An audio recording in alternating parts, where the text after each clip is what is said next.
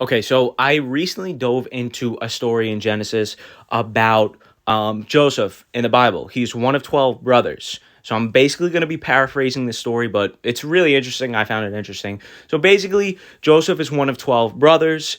His brothers betrayed him, sold him into slavery into Egypt. Yikes. And then anyway, slowly but surely, he actually becomes cool with the Pharaoh. He's like his right hand man. He serves his household. The Pharaoh entrusts him with basically all of his goods and belongings. Then a little bit of a hiccup happens. He gets thrown in jail for, I want to say, a couple of years. Yikes, again.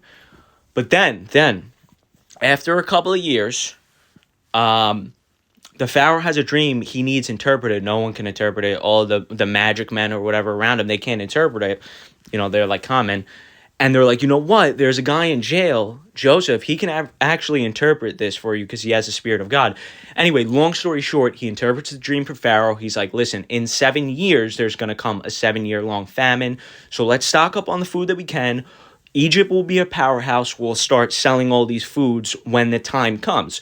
So anyway, the Pharaoh's like, this guy is it. Nobody touch him. He's basically the king. The only difference between me and him is I'm on the throne. I'm higher than him, but he rules, basically. He rules. And let him govern over basically all of Egypt and specifically the crops and whatnot. So he's back in a great position.